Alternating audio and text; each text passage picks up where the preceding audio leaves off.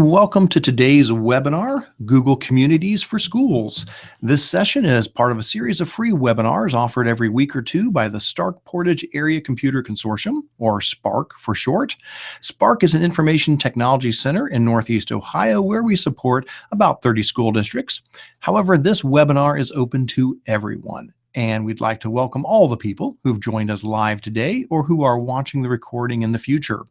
My name is Eric Curts, and I'm a technology integration specialist here at SPARC, and I'll be your presenter for this session today. I am joined by Anthony Luscre, my coworker here. Anthony is going to be monitoring our Q&A doc, which I'll explain a little more detail here in just a moment. All of the information for today's session can be found at the URL tiny.cc/spark212. SPARC is spelled S-P-A-R-C-C. So that's tiny.cc/spark212. And if you're already watching the video streaming live, you're probably already at this website, but if not, I would encourage you to go ahead and go there. I'm going to click there as well in a moment and show you the resources that we have that go along with this. So if you follow that link, it'll take you out to here. This is our technology integration site where you'll find all of the resources for the session today, which will include the live stream, which you're watching right now. Later on, this will become the recorded video after the session. So you can always watch these videos live, or you can watch them later on as well. Below the live stream is a section of session resources. For this session today, we've got a few things there. There is a Google form asking the question, what is one of your favorite Google Plus communities for educators? If you haven't filled that out yet, you can still fill it out now. That's certainly fine. We'll take a peek at it later on in the session and see if any other communities get suggested. Below there is a help guide, and I think I've already got that pulled up. Yep, here it is. There's a help guide called Google Communities for Schools, and this is about a 9-page help guide, and it's going to go through everything that I'm talking about in this session today. So if you need to refer back to some details from what I've shared in the video today, this help guide will be a fantastic resource for you there. Below there is a slideshow that I'm going to be running through. And then below there is another help guide on Google Plus for schools. So if you don't have a Google Plus account yet, Google Communities is tied to Google Plus. We'll be explaining that. This help guide goes into way more details about Google Plus, which can help you as well. Now, below that, there's a section there of the live session chat. So what we've got here is a link out to a Google document. Let me bring it up here so you can see it. There it is right there. And basically, this is for you to be able to communicate with us. I'd love for this session to be as interactive as possible. And so probably the easiest way we can do that is through a Google Doc. So what you're going to see here is I've went ahead and thrown in a couple of questions. You don't have to fill these out, but I'd love to get your feedback on them. Things such as, how have you used a Google community in school? If not, what ideas do you have for how they could be used? And then again, what are some communities that you would recommend? Below there, then there's a section where you can type in your own questions or ideas, links, resources. And again, Anthony is going to be watching this help guide throughout, watching that Google Doc throughout the entire session. And he'll keep an eye on any questions you have, as well as any suggestions or ideas. And I appreciate the feedback through that. All right, back on the main page, the last couple of links there I want to draw your attention to. There is a session evaluation. So if you don't mind afterwards giving a click on that, it's real short, like five quick questions. I would love to get your feedback. Any suggestions you have, it's always very helpful as we try to improve the trainings that we provide. And the last link on that page is to get a certificate. Yes, you can get credit for watching these webinars. How about that? There's a quick 5-question form. If you take that quiz, and if you pass it with an 80%, that's 4 out of 5 correct, you will be emailed a PDF certificate of attendance for 1 contact hour that you can then turn into your school if your school does accept that sort of training. So definitely take advantage of that and get yourself a contact hour for watching the webinar. Before we take off from this page, I'll also mention that there are a few other useful links on our tech integration site in general. If I scroll way up to the top there, I'm just going to hit these really quick. You'll see there's a link called PD Schedule. That's where you can go to see upcoming webinars, and we're always planning these out a few weeks in advance. So go ahead and check out what's coming up and sign up for those. There's a link called Recorded Trainings that shows you the ones we've already done. I think this is probably number 10 or so here today, and so you can go back through the previous ones and watch those at your leisure. There's also a link at the top called Newsletter, where you can sign up for our monthly, well, kind of every 2 or 3 weeks or so, newsletter that will let you know all of our upcoming trainings so you never miss one. And finally, there's a link there for contact if you need to get in touch with myself or with Anthony. There we are. All right, fantastic. Very, very good. Well, let's go ahead and get on with the presentation for today. So, our session agenda. Our plan today is to talk about what are Google Communities, then chat about how can schools use them. And again, I do have a question in the shared Google Doc where you can suggest some ways you've used them or ideas you have for them. I'm going to pause when we get to this part in the presentation and see if anything has come in already on that. If not, I've got a list of ones that I'll suggest, but I would love to hear from you guys as well on that. Then we're going to talk about activating Google Plus and how that fits into Google Communities. We're then going to cover how to find and join communities, some recommended educational communities, how to post and reply to communities, and how to create your very own community for use in your school. So that's the plan for our agenda today. As far as prerequisites, what should you have to be successful in this session? Well, you should have a Gmail or a Google Apps account. If you don't have one, very easy just to go out and go to gmail.com and sign up for a free Gmail account. That'll work fine, or a school-provided Google Apps account so that you can do the sort of things we're showing you as far as posting to communities and joining communities and so forth. However, you're also going to benefit by having Google Plus activated for your account. And we will talk about that. We'll explain how that works here in just a little bit. If you haven't done it yet, that's okay. You can even do it while we're going through this because I'll show you how to do that, but that will help a lot. And final note, this is an introductory session. If you don't know anything at all about communities, you're perfectly fine. This is going to take you from the ground level and get you through the whole thing about what communities are about. All right, so let's start with that. What are communities? Well, honestly, I think communities are sort of an unknown or a lesser known Google tool for schools. And we'll talk a little bit later as to why I think that might be the case, but I'm sure glad that you're wanting to learn more about them today. Basically, what they are is they are forums or discussion groups that are online that are centered around a shared topic. So like an electronic bulletin board, kind of think of it that way. As far as what the topic is, well, it just depends. Every community is different. Some of them can be educational topics such as Google Apps or special needs or elementary education or whatever. Or a Google community could be on something that is a sports team, a TV show, maybe a hobby, pretty much any topic you can think of, somebody has made a community about it. What else about Google Communities? Well, they can be public or they can be private, meaning if you want them to be private, nobody will be able to see anything at all. They won't be able to see any of the posts unless they've joined the community or unless you've let them into the community. But they can also be public so that anybody can see them. As far as joining a community, that also has some options. They can be open, meaning anybody who wants to join the community can just click a button and join, or they can require approval. And in that case, the moderator or moderators of the community will have to approve that person to allow them into the community. Once you are a member of a community, though, basically what you can do is you can read the posts that other people have made, and you can post to the group as well. When you go to post to the group, you can include just regular text is fine, that's okay. Or you can add links out to websites, you can add images, you can include videos, you can put in events that are upcoming, and you could even conduct polls. And we're going to take a look at several of these as we do this here today. When these posts are made, one thing that makes a community really unique is the fact that you can organize the posts. When you put something into a community post, you also choose a category for it to go into, and each community has its own unique list of categories to help keep things organized.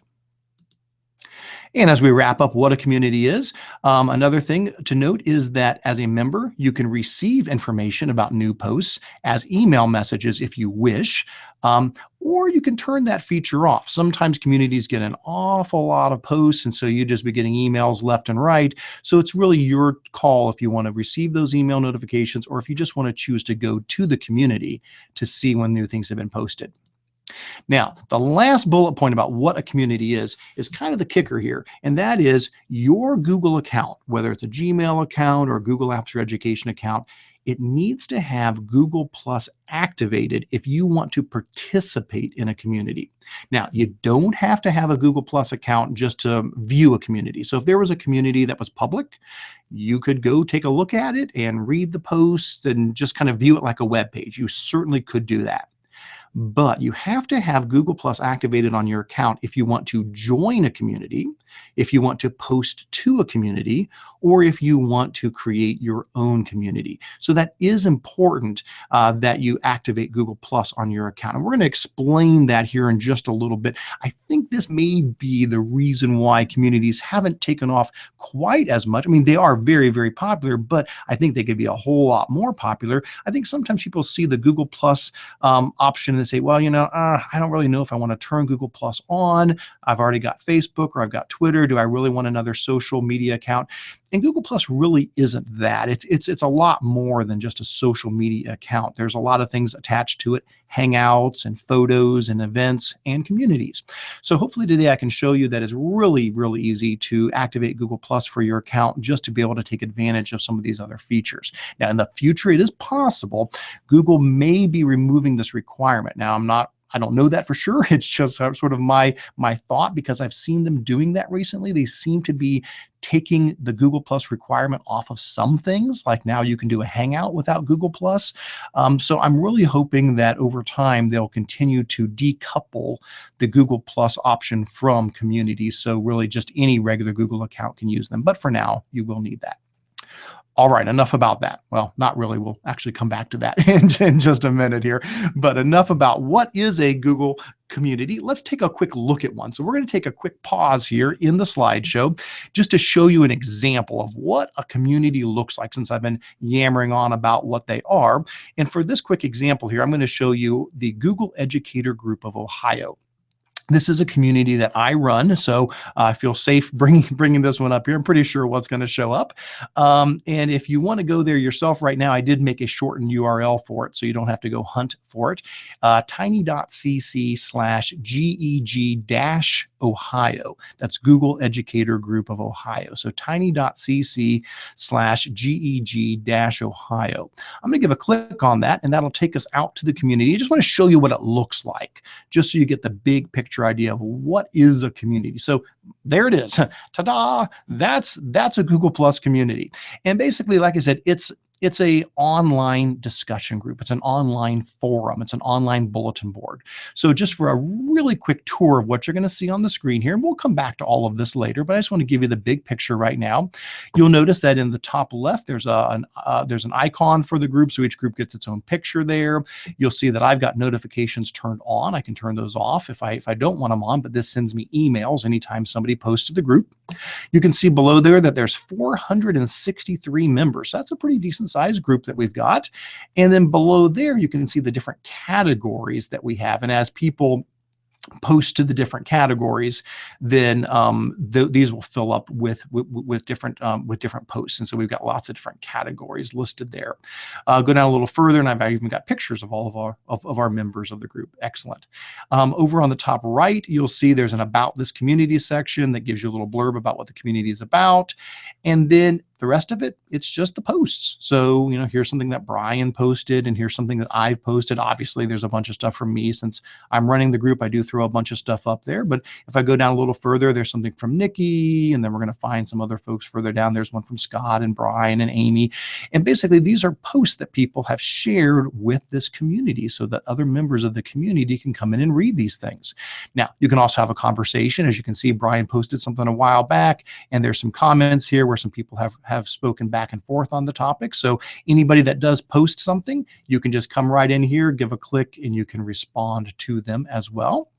And if a post is too big, if it doesn't really fit, you'll see things like it'll say read more. You can give a click there and it'll expand the post out. That's one thing that makes communities kind of neat, is that with Twitter, you're limited to 140 characters. With Facebook, it's much longer than that, but it still has a limit. With Google Communities, I've not noticed that there's a limit. You really can post just about as big of information as you would like there. All right. Well, anyway, I just wanted to show you the big overview picture of what a community looks like. And we're going to come back and really get into the nitty gritty here in just a bit. All right, so let's head back over to our slideshow. So now you know what a community is, and you've seen an example of what a community looks like. So here's the question. How can these be used in schools? I thought I might save this for the end after we saw everything, but I said, nah, that's okay. I think we've probably seen enough by this point to at least kind of think, scratch our heads and say, okay, kind of get the idea of what a community is. How could this be used in schools? So we're going to answer this question, and then we're going to move on to the mechanics of joining communities and creating communities and posting and all of that. So we'll do that later. So I'm going to take a quick look up here, and I'm going to see if anybody has thrown anything into the document here. And it does look like, as I'm glancing up there, that we actually have quite a few things in the doc. So I'm going to pull that up because I'd like to hear what you guys have to say before I run through my bullets here. So it looks like in the document right now, my question was, how have you used Google Communities? And we have one person. I'm going to zoom in a bit here, make this bigger so you guys can see this better. One person said, we set up a community for teachers in St. Vincent who were participating in an online course. Worked much better than individual blogs, which we had used in the past. Fantastic. So they were working together in an online course, and the community worked as that central place to be able to communicate, share resources, ask questions, a lot easier than having everybody on their individual blogs. Love it. Great idea. Next one, we have used communities to form in-district PLNs and book studies. Wonderful. That's fantastic. So you're doing a book study, everybody joins the community on that. Maybe the leader of the book study posts a question every couple of days, and then people can respond to that and share their ideas. I love it. That's great. Next up, although Google Communities is only a small part of presentation under PLNs, in this presentation, stalking the central toolbox for today's teacher. Okay, so I believe, Anthony, is that one from you? Yes. Okay, so Anthony does have more information about how communities could fit into PLNs. Then we've got, I created Technology Integration Specialist Think Tank for tech integration peeps and anyone interested in ed tech. Now, I'm assuming that's a community. Let me give that a quick click and we'll open that up. And maybe it's another community that I need to join. Not the, I don't have a community addiction problem. You'll see in just a moment. When I bring up my community list, you'll see in just a moment. And this is from Danielle. Oh, wonderful. If it's from Danielle, it's got to be good. So thank you, Danielle, for creating the Technology Integration Specialist Think Tank. I will absolutely be joining that community. Very good. And then the last thing, I said down here, if anybody has not used them before, but you're just thinking what might be a neat idea, here we say, I think they may be used to replace meetings or at least reduce the amount of time staff spend in face-to-face meetings. Absolutely. There's a lot of things that can be communicated without having to meet face-to-face, information that can be shared, or meetings could be more efficient if prior to the meeting, between the two meetings, the month between the two meetings, if a lot of communication was occurring in a community, you might resolve things that never have to make it to the agenda for the meeting. So these are all great ideas, guys. Thanks so much. I love that. I'll check back on that again later.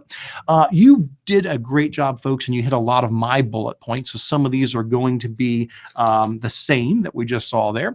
But what I've done is I've thrown together a few ideas of how I think these could be used in schools. First, from a student point of view, then a teacher point of view. So as far as how communities could benefit students in the end, one is they could be a good discussion starter for students. So you could have a community set up for your class. Now, we'll talk about this later. Students do have to be 13 years or older to use Google Plus. So this would be for high school students, college students, maybe late middle school. So quick disclaimer there. But Google Community would be a great place for a discussion starter for students. Maybe you want to pose a question of the day to them, or you want to do a brainstorming activity, maybe put a topic up for them to discuss and debate. Great opportunity for students to be able to do that. Another option would be class polls. We'll see here in just a little bit when we do some posting that you can create a poll in Google Communities. So this is an alternative to using Google Forms. This would be another way you could do a quick poll right inside of your class community. Another thought that came to my mind was students helping students. It doesn't always have to be about us as the teacher. We don't always have to be involved in this process. A student could go to the community, they could post a question that other members of the class could see, and perhaps another student could answer and provide them with some assistance. So it's a great way to connect students with other students in a nice, safe environment there. This could also be a great way to improve the personal connection when doing an online course. A lot of schools do provide online courses, blended learning courses, and one of the things we don't want to lose is that personal touch. We don't want students to feel like they're just a number or that they're just going through this content online and not really interacting with somebody on the other end. Communities would be a great way to personalize that, to have discussions, ask questions, interact with your students to help forge a more personal connection for online learning. And then lastly, this is a great way to find collaboration partners. There are communities that are dedicated to just this, and we're going to look at a few of them here in a little bit. Many communities are focused on helping you connect with other schools around the world, a different state, maybe just a different city across your county, but basically connecting with people of different cultures or nationalities to be able to do maybe Google Hangouts with them, or to do pen pals with them, or to do projects that are being done, collaboratively in two locations, collecting data and so forth. So communities are a great way to find other people to connect with and collaborate. Let's switch gears to teachers. What about how can communities be useful for teachers?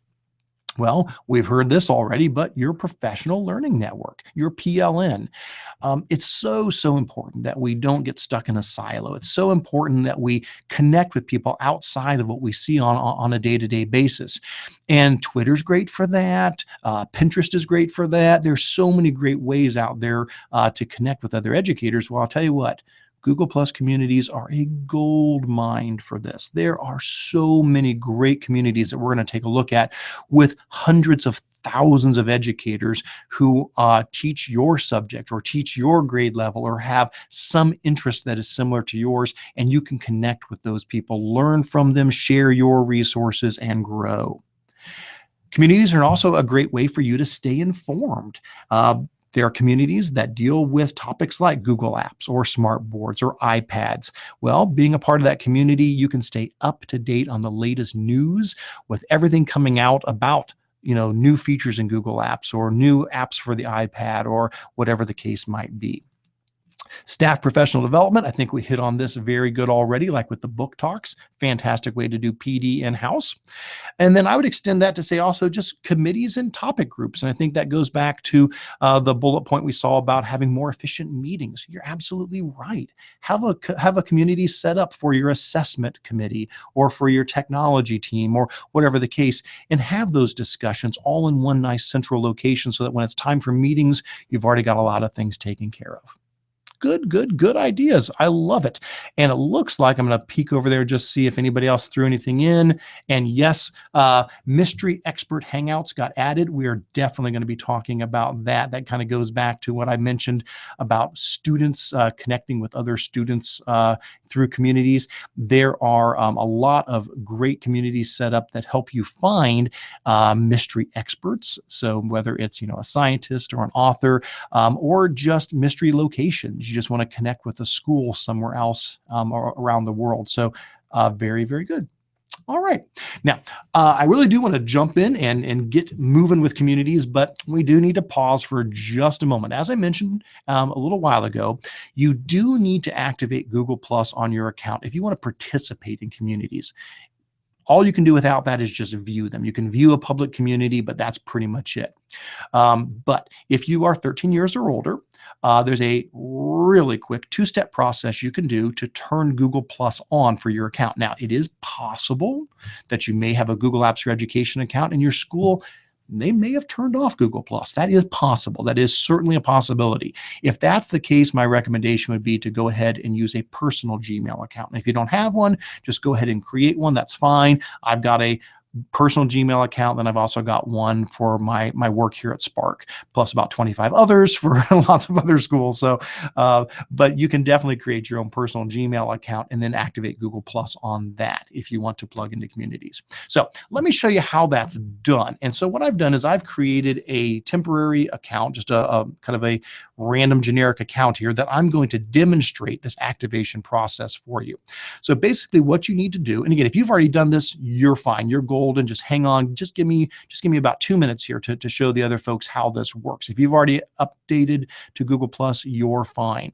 But if you haven't, you want to go to plus.google.com and let me find that account.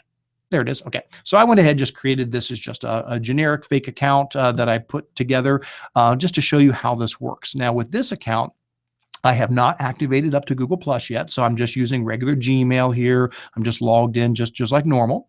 So either I need to go to plus.google.com, or if I click on the little apps launcher button, or what we like to call the waffle button in the top right-hand corner, there's a link to Google Plus there as well. So that'll work. Or again, like I said, I can just type in plus.google.com and that'll take me out to the Google Plus page. And so this is basically what it is. There's just a couple of quick steps here, two or three steps. It's really pretty fast. Honestly, you only have to do the first step. The rest of them, you can just kind of go click, click, click through. So basically what you're going to get, first of all, is step one, where it asks you to upgrade your account. And what you'll see is that it fills in your name for you already. So I'm just using a fictitious name here, John Miller, for this account. You do pick your gender, or you can decline to state if you wish. That's fine. I'll say I'm male. And you do need to put in your birthday. Now remember, it is important that you put in the accurate year, because if you are under the age of 13 and you indicate that, Google will disable your account, and you don't want that to happen. So I'm going to actually put in my birth date. So now you guys have no excuse to not get me a birthday card next year. So there it is, June 25th. I'll be expecting, 16. Oh my goodness. Let's try that again. I got my numbers. You didn't think I was that old, did you? I'm pushing 400 here. Okay, I'll try 1969 instead. It's a little bit more accurate. June 25th, though. So I'll put my birthday in there. So I'll expect lots of great birthday cards coming up this summer. So really, the first step is just to verify your birth date and verify your name. And then you just click upgrade down here in the bottom right-hand corner. At that point, it does ask you a couple more things, but honestly, you can just skip right over all the rest of these things. You do not have to fill these in. It gives you the option, if you want, to go ahead and add people, to search for people you might know. You don't have to. It's kind of like following on Twitter or friending somebody on Facebook. You can do this later. You don't have to do this at all right now. You can just go down and hit continue, and it'll say, yeah, but maybe you want to follow all these awesome people. And you certainly can. You can scroll down and say, yeah, I'm going to follow all these tech people, or I'm going to follow, these education accounts. You certainly can. You can click follow. That's fine. I'm not going to do that. And it may say, you're going to be lonely. That's okay. I've dealt with worse, so that's fine. I'll survive. So I'll hit continue anyway. And then the last thing, it just gives you, again, an option if you want to add a picture, if you want to indicate where you work. You do not have to do any of that, but you can. You can put in where you live and where you work and all that. I'm just going to hit finish. And that's it. I mean, that's really all there is to activating Google Plus. So at that point, you still have all your normal Google services, but now you've got access to things that you didn't have before. Now, communities, photos, events, hangouts, these other things are now accessible for you. And again, I do have a much, much, much more detailed guide all about Google Plus. And I'll minimize this to show you that again. That is on the webpage for this session, which is at tiny.cc/spark 212. I do have a help guide that is specifically about Google Plus. So if you want to learn more about Google Plus, that will help you with that.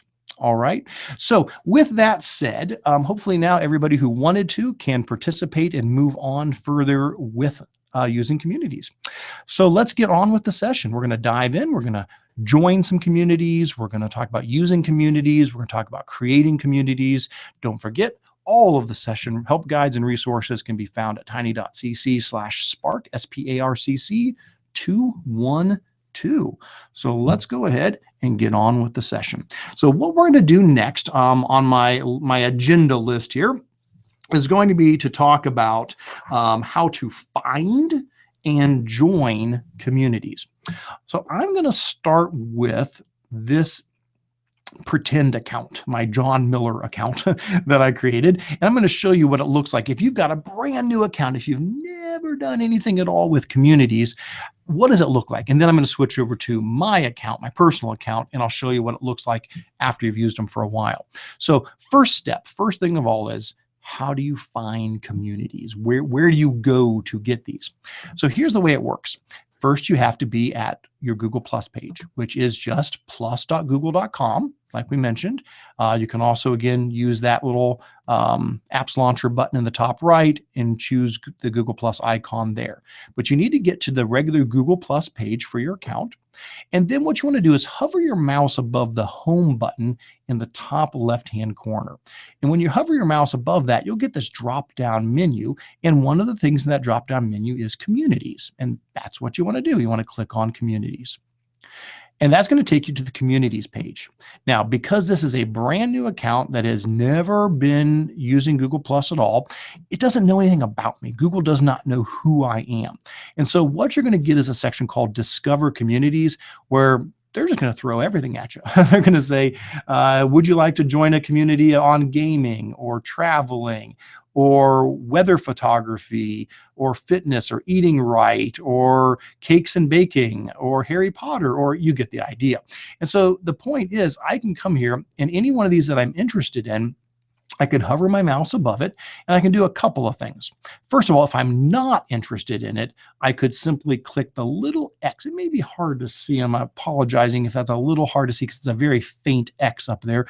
But in the top right-hand corner of any one of these, if I give a teeny little click on that X, it'll remove that as a suggestion. So I can get rid of suggestions if I don't want them, or I can just ignore them. That's fine too. On the other hand, if I want to learn more about the community, go, that looks kind of interesting, then all you have to do is click on the community here and it will open it up and you'll be able to learn more about that community. Now, if you already knew for sure that you wanted to join, yes, there is a join button right below. So these here, I could just click on join and I could jump right into them. Although some of them, notice this one says ask to join. Now, remember we talked about that. Some communities are open. You can join automatically. Others require approval. And this one that says ask to join, I could click that, but then I'd have to wait for the moderator to approve me. But let's say I'm interested in one of these communities and decide that I want to learn more about it. All you have to do is click on the picture for it. And once you click on the picture, it'll open up that community. And now you could check it out some more. You could say, okay, let me see. What kind of posts do they have here? How often are people posting to it? How many people are, in the community? Is this something that I care about? And so you can go through and you can kind of preview it. And again, if you decide you like it, no problem at all. At the very, very top right-hand corner, you see there's a join community button that you could click if you wanted to dive in a little further. At the same point, let me go back to all communities. So up here at the top where it says all communities, that'll switch me back over to that screen with the recommendations. If none of these are quite doing what I'm interested in, I can also search. So there's a box there. I could type in something like education. I could run a search. And when I run a search in this top right-hand corner box, now I'm getting communities that have something to do with that search term. So maybe that helps. And you go, here's one on Google Apps for education, and here's one on educational technology, and here's one on, mathematics education. Fantastic. So that's another option for you to run a search to be able to narrow this down. Now, here's the cool thing. Google will learn as you reject some communities, as you subscribe to other communities, it will start to pick up on what you're interested in. So I'm going to switch over to my other account. So this is my personal account. And I'm going to go ahead and I'm going to go to Google Plus on my personal account. So I'm going to go up here, click on the Google Plus icon, and I'm going to go to communities on my personal account. And so basically, Google has been watching me use communities for the last, I don't know how many years now. I've been on Google Plus, probably the last 4 years or so. And when it makes recommendations now for me, these are going to be based upon things that it has picked up from my posting to communities and the communities I've joined and the communities that I've turned off. So as I scroll down here and get to the recommendation part, we are taking a deep, dark look into the soul of Eric Curts. So this is what Google thinks of me. We're going to find out who Google thinks I am. So again, these are invitations, these are moderations, these are the ones I've already joined. So yes, I did say I have a addiction. Yes, I realize that. Yes, I actually have joined. Yes, all of those communities. Yes, I am still scrolling. Oh, there we go. So now here's my Discover Communities section, and you'll see that these are suggestions from Google based upon things that I've expressed interest in. So always kind of a risk here. We'll see. What does Google think of me? Well, it thinks I like education. Yep. Gmail. Yep. Science fiction. Oh, yeah. Better believe it. Education and technology.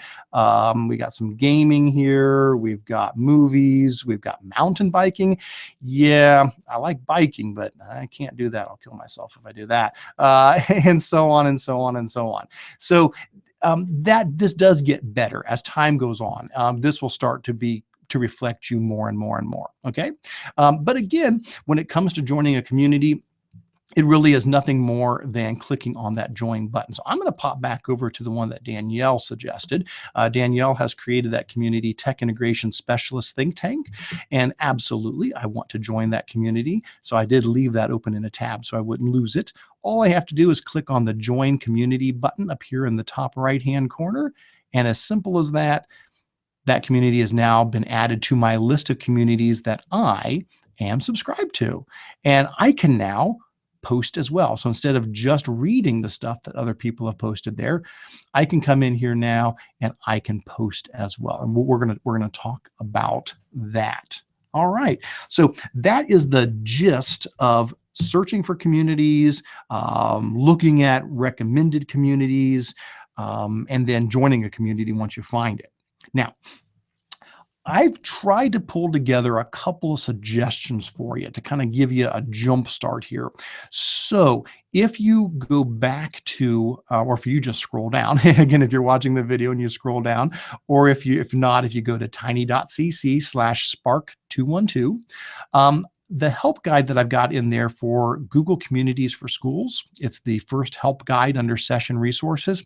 I included a couple of dozen communities that I think are pretty good starting points for educators. So if you go into that help doc, which I believe I've got open here, yes, I do. And if you scroll down to page, looks like, which page is this? Page 5? Yep. Down to page 5 of the help guide, you'll get to a section called Example Education Communities. And so some of these are ones that I personally have used and I like. Others are your suggestions. Again, I put that form out there saying, hey, if you've got any communities you would like to suggest that you like, please let me know. So I pulled from your community options as well. And so what you've seen here is I've just pulled together a few. There's some Google related ones, some on educational technology, distance learning, general education communities. So I'm just going to talk very briefly just about a couple that I want to highlight. If you're into Google Apps, one thing I would definitely recommend you to take a look at is the Google Educator Groups. These are communities, but they're all over the world, okay? So this link here that I've got for Google Educator Groups, it actually takes you out to their web page, and from there, you can get to the communities. So if I click on that link, it takes me out to the GEG map where you can see the entire world, and you can zoom in and say, hey, is there a GEG in Ohio? You bet there is, right there, GEG Ohio. And if you hit visit group, guess what? Yes, that's GEG Ohio that I was just showing you a moment ago. But the beauty of this is there's GEGs all over the place. And so I would definitely encourage you to take a look at that website, find a community that is in your area of the world, and get plugged into that Google Educator group.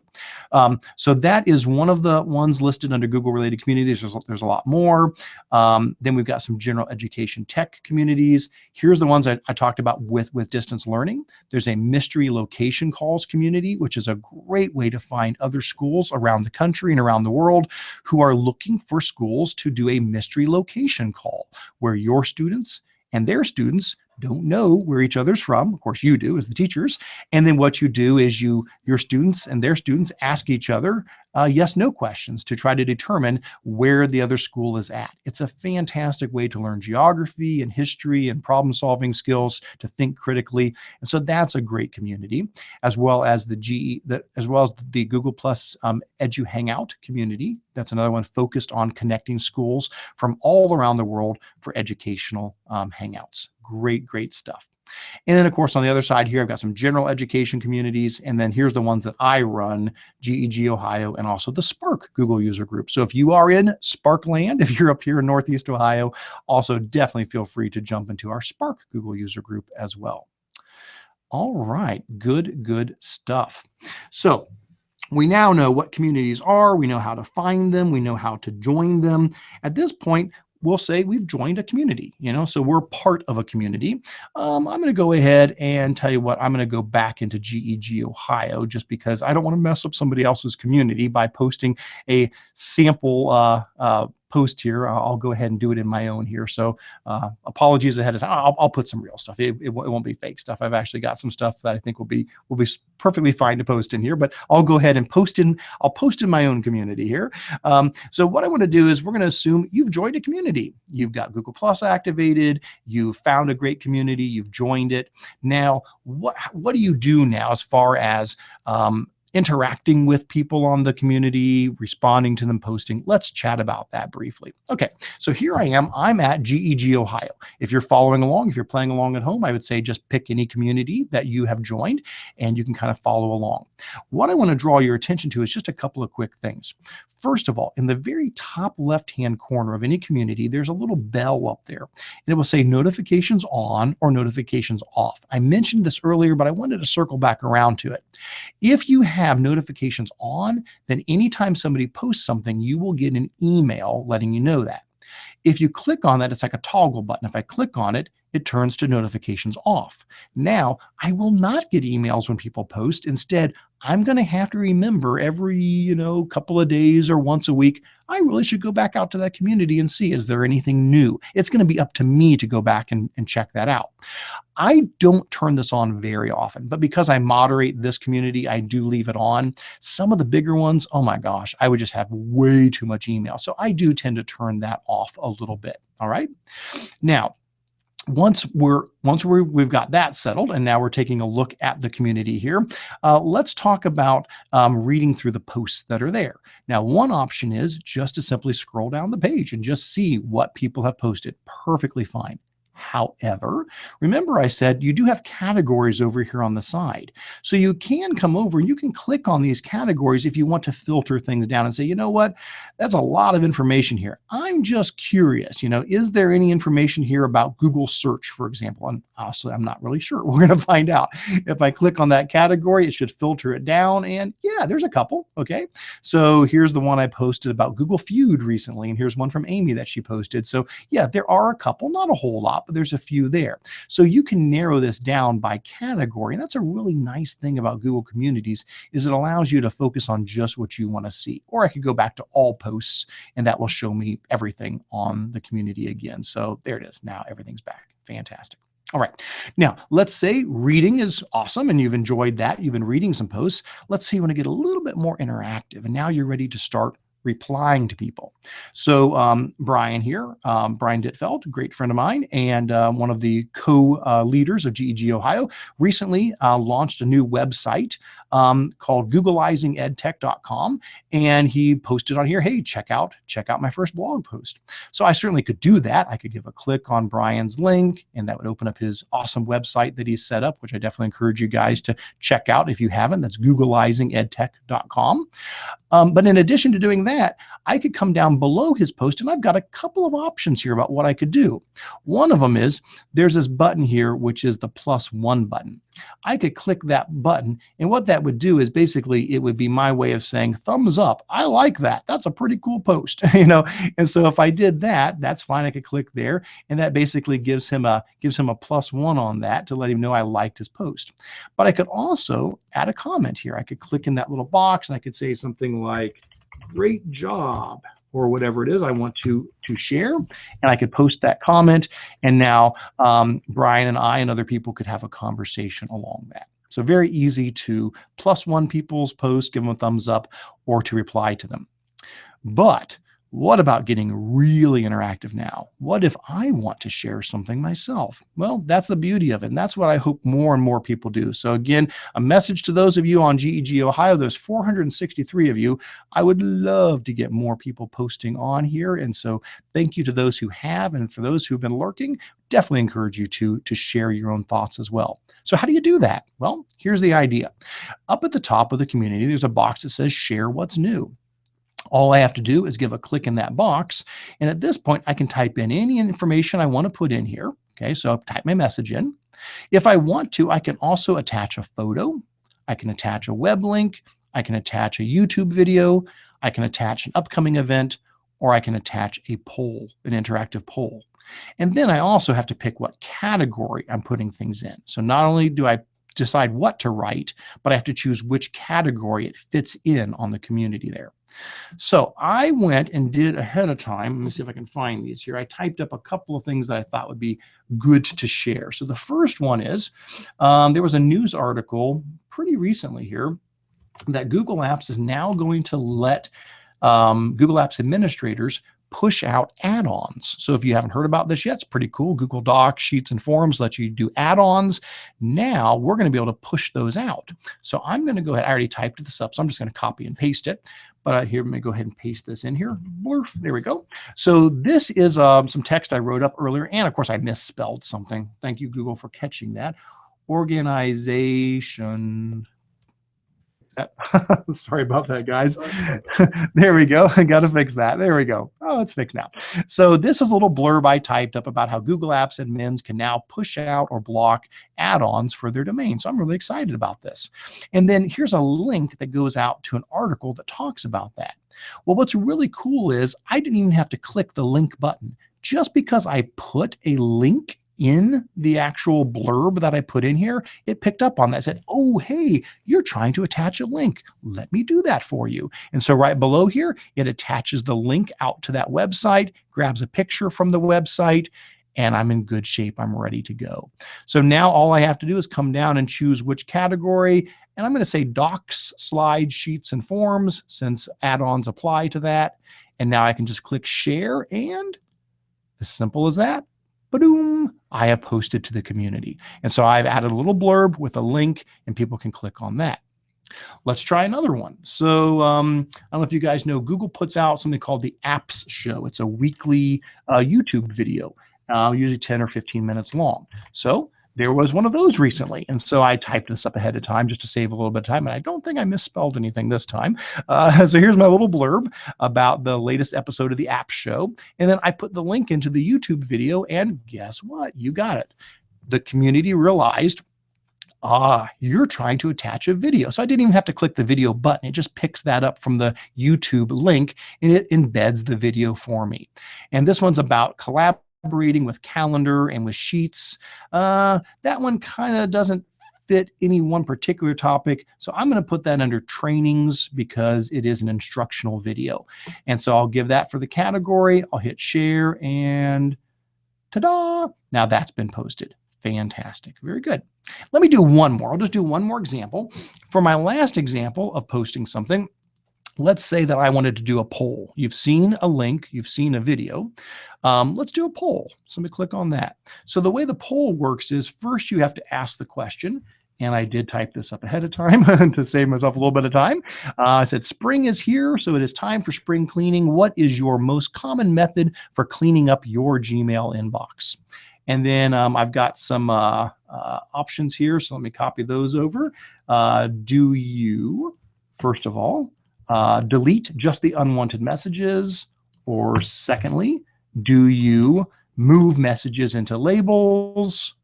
Or third option, do you create filters to auto-organize the incoming email? Do you, number 4, delete all messages and start fresh? Or the 5th option here, do you say, who needs to clean Gmail? Oops, I should say is unlimited. Sorry about that. Gmail, that's Anthony. He doesn't clean anything. Yes. Yeah, there we go. And so I can go ahead and put those in. If I want a picture here, I think I downloaded one earlier today. Here, let me click and grab a picture. Let me upload a picture real quick off my desktop. I think I've got it right here. Yep, there we go. I've got my my appropriate picture for spring cleaning. Get that uploaded there. Yay, clean all the things. Excellent, very good. So there's my poll. And then again, I pick my category. This will be email or Gmail for the category. Hit share.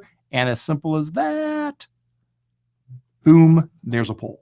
And so now people can come in and they can vote on that poll. So it's really, really easy to be able to post things, whether it's just, you know, some text, whether it's a link you want to share, whether it's a YouTube video, whether it's a poll, whether it's a link to a Google document or a link to a slideshow or a link to a form. All of those things are there and make it really, really easy for you to be able to post.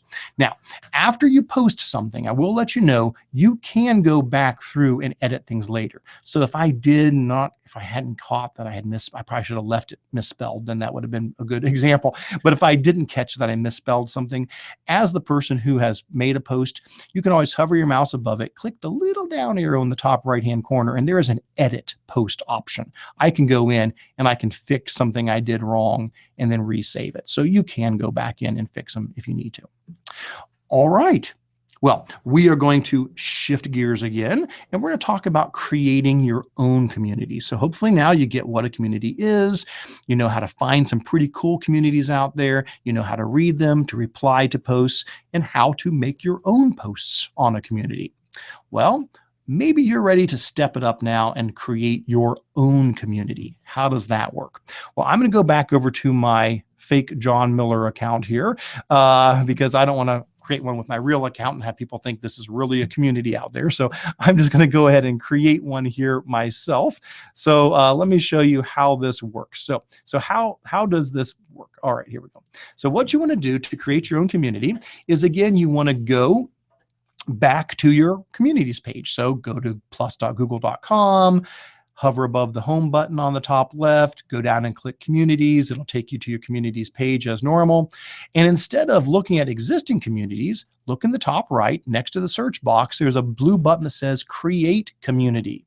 So all you got to do is give a click on that button there, and it's going to ask you a couple of questions, not a bunch, just a few. There's not too many here, but they're important. The first question is this for just your school or for anybody in the world? Now, this will not come up if you're using a Gmail account, but if you're using a school-provided Google Apps for Education account, it'll realize, you're part of apps.spark.org. Do you want this just for your school? So I could restrict this only to people here in my school. So that's really nice right away. Or I could say, nah, that's fine. It can be available to the whole world. So I'm going to say it's not restricted, and then hit next. The next question is it public or is it private? Now, remember what the difference between that is whether people can see what you've posted. A public community, anybody can view it. Even if they're not allowed to join it without your approval, they still can view it. They can read the posts.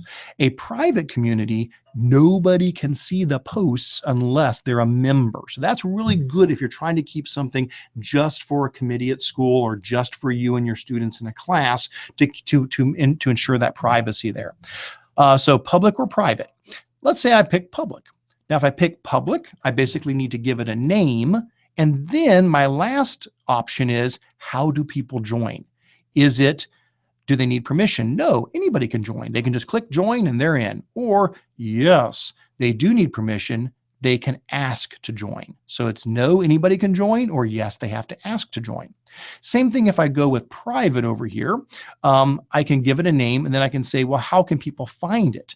Do you want to hide this community from searches so people can't even find it if they want to?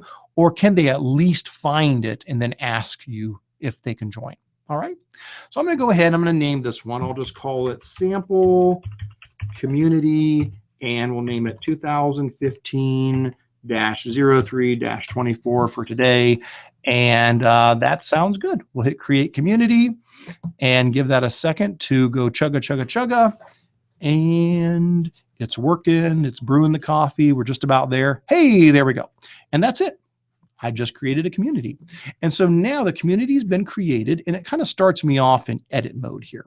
Now, at any point, I can just hit done and it'll take me out of edit mode, but I can get back into it real easily. Okay. So this is my sample community that I just created. If I want to get back into edit mode so that I can tweak it and set it up the way I want, up here in the top right, just below the title of the community, so the top left of the screen, I should say, but to the right of the title, if I click that little teeny gear, it's a little hard to see, but it's a teeny little gear there, right below the title, edit community is an option. So that will let me pop back into edit mode, and then hitting save will pop me back out of edit mode. So at any point I want, just do the little gear right below the title in the top left-hand corner of the page, say edit community, and then I could change the title, I could give it a tagline, I could upload a picture, I could add categories. Say, okay, I just have a discussion category, but I need another category, okay? Click add category and say, oh, let's do a category on flipped learning. And then, click off of that. And then if I wanted to add another category, let's do one on blended learning. You get the idea. So I could just type in whatever categories I would like, and people will be able to post to those categories. There's a box to type in about this community to give people a little blurb about what the community is about. I can add some links out to maybe a website that goes along with the community.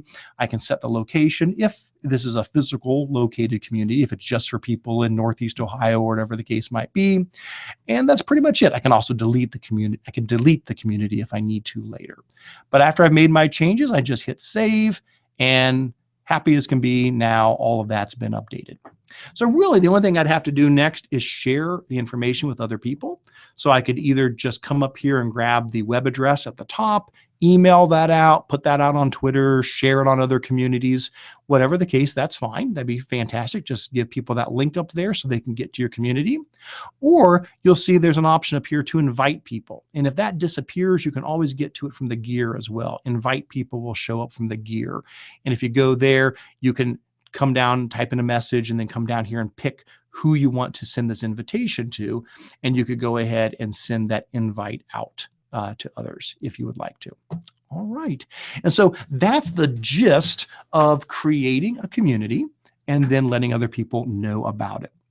Okay, guys, we are getting darn close to the end of the session. So what I'm going to do is I'm going to take a look and see if any questions have come up that we need to address.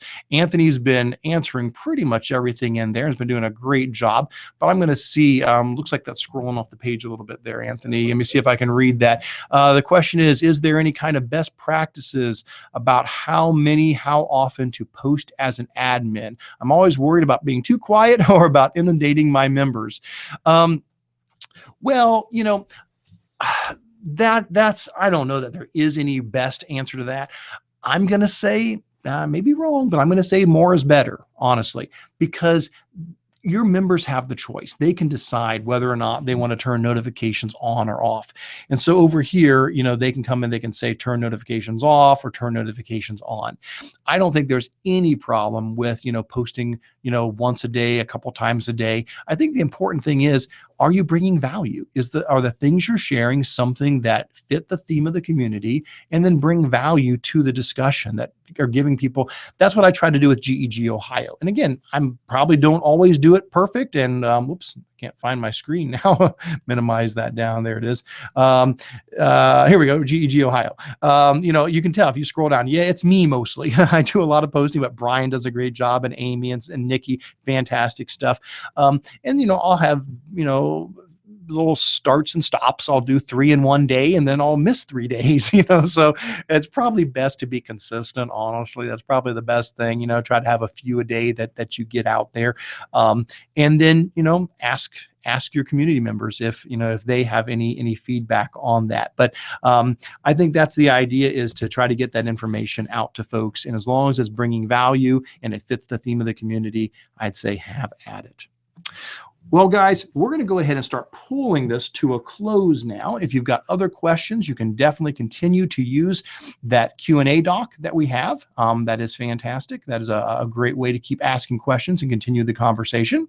But as we go to wrap up, I want to remind you that all of the resources for today's webinar can be found at tiny.cc/spark, SPARCC 212. That's going to include the recorded video of this session, so you can watch it later. You can tell other people about it. They can come back and watch it at any point. That's where you're going to find all the help guides for the session evaluation, which again, I really do appreciate that. If you take just a moment to fill that out, gives us feedback so we know what to change, what to improve, how to make these even more valuable for people. And that's also where you're going to find the quiz to take and earn a certificate of attendance for 1 contact hour for this session. While you're there, don't forget, check out the PD schedule of upcoming events, check out the recorded trainings of past webinars, sign up for our Sparklines newsletter, and then get in touch with us through the contact link as well. Well, guys, thank you again so much for taking the time to watch this session.